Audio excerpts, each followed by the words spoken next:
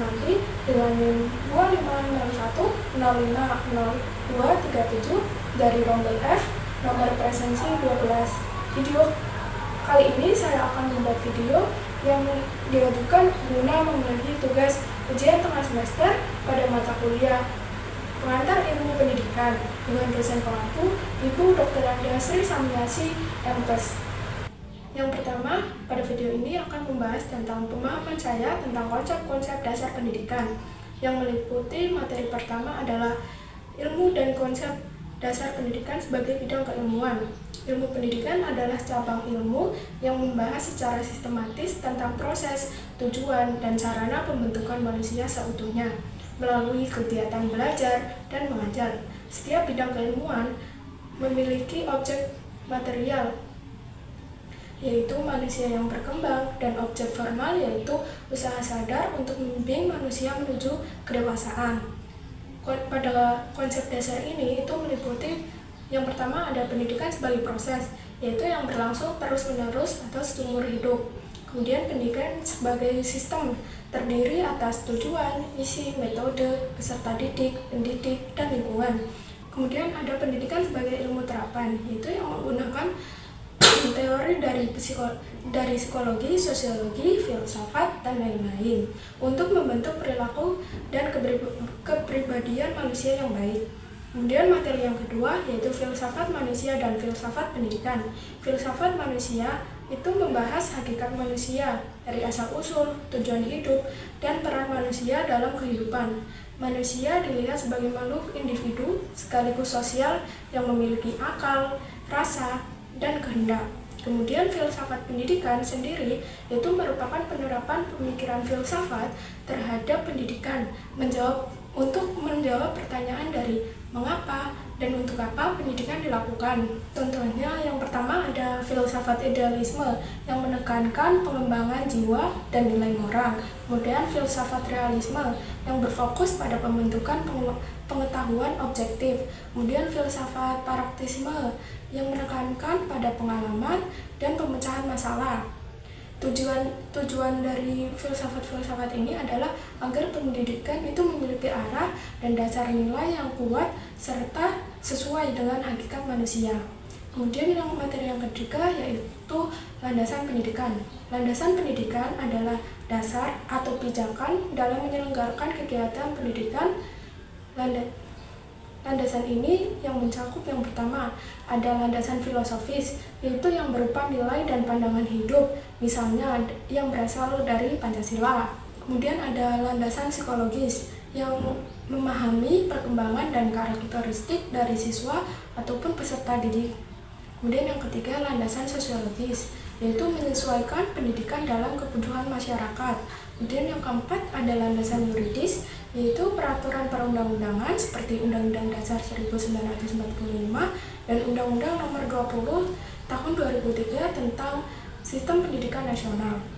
Dengan landasan-landasan tersebut, itu pendidikan diharapkan bisa berjalan secara terarah, tidak sembarangan, dan sesuai dengan nilai bangsa. Kemudian yang materi yang keempat yaitu asas-asas nasional dan pendidikan foral. Yang pertama, asas-asas pendidikan nasional itu diatur dalam Undang-Undang Nomor 20 Tahun 2003 yang meliputi ada asas demokratis, keadilan, non-diskriminatif, menjunjung hak asasi manusia, dan nilai keagamaan, seni, budaya bangsa.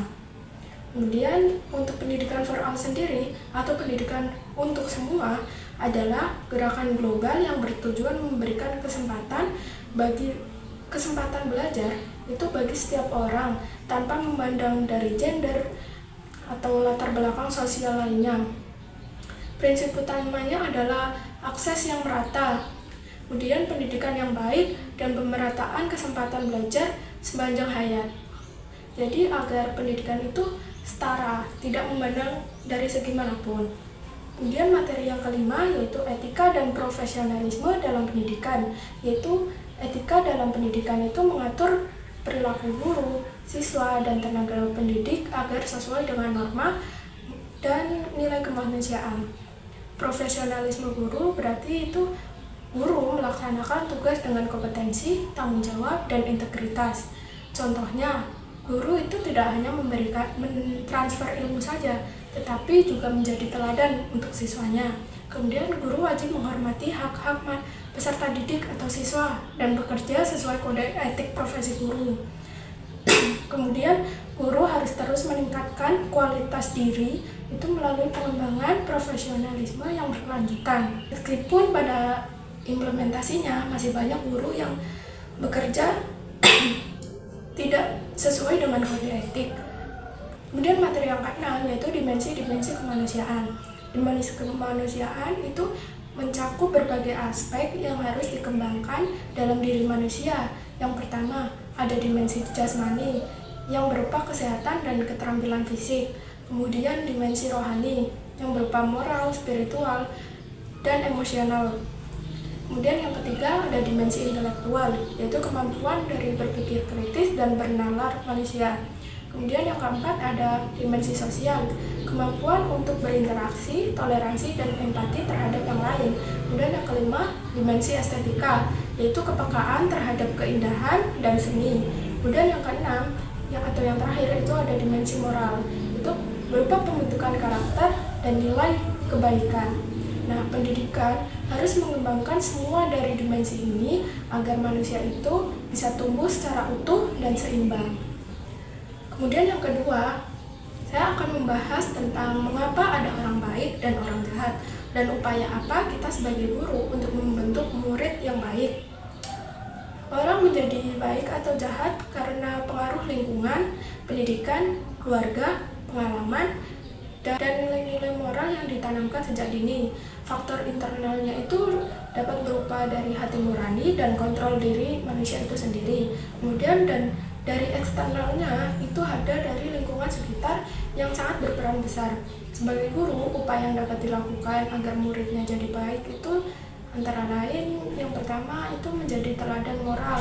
Guru itu harus memperlihatkan atau menjadi contoh berperilaku jujur, disiplin, dan santun. Kemudian kita bisa dengan menanamkan pendidikan karakter, mengajarkan pada siswa itu tentang kejujuran, tanggung jawab, dan kerjasama dan empati dalam kegiatan belajar. Kemudian yang ketiga ada membiasakan perilaku positif di sekolah seperti budaya salam, senyum, sapa, sopan santun, dan tolong menolong. Kemudian yang keempat mengintegrasikan nilai moral dalam semua mata pelajaran. Nah, yang kelima itu menguatkan kerjasama dengan orang tua agar pendidikan moral itu tidak hanya berada di sekolah saja, tapi berkelanjutan sampai di rumah. Kemudian yang keenam itu menerapkan disiplin dengan kasih sayang, bukan dengan kekerasan. Dengan demikian, siswa bukan hanya cerdas, tetapi juga berakhlak mulia. Nah, yang ketiga, saya akan membahas tentang tanggapan saya terhadap kasus yang sedang viral saat ini, yaitu kasus di SMA Negeri 1 Cimarga, Banten. Nah, pada kasus ini itu mencerminkan tantangan besar dalam dunia pendidikan yang dalam menegakkan disiplin dan etika. Nah, dari kasus ini itu bisa dilihat dari beberapa pandangan. Yang pertama dari sisi kepala sekolahnya sendiri.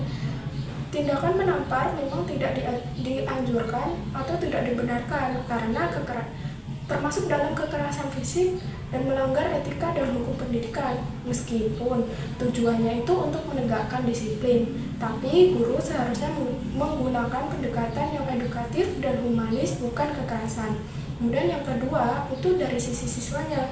Perilaku merokok di sekolah menunjukkan lemahnya pembinaan karakter dan pengawasan diri dari siswa tersebut. Nah, yang ketiga itu dari sisi orang tua dan masyarakat. Sebaiknya itu orang tua menyelesaikannya dengan komunikasi terlebih dahulu, tidak langsung mendengarkan hanya dari satu pihak saja, dan bukan langsung melapor ke pihak hukum. Nah, yang keempat itu dari sisi pemerintahnya. Menurut saya, tindakan yang diambil oleh pemerintah, yaitu gubernur, itu sangat gegabah, karena keputusan menonaktifkan kepala sekolah itu seharusnya dibarengi dengan evaluasi menyeluruh terhadap sistem pembinaan moral di sekolah tersebut. Kok bisa seorang kepala sekolah melakukan hal tersebut, dan kenapa juga kok bisa seorang siswa itu merokok di lingkungan sekolah. Jadi bukan hanya mendengarkan dari satu pihak sisi saja. Nah, menghukum yang menonaktifkan itu termasuk itu merugikan salah satu pihak saja. Jadi bukan hanya menghukum satu pihak, tapi harus mengevaluasi dan mengkomunikasikannya terlebih dahulu, mengkaji dulu itu beritanya benarnya seperti apa.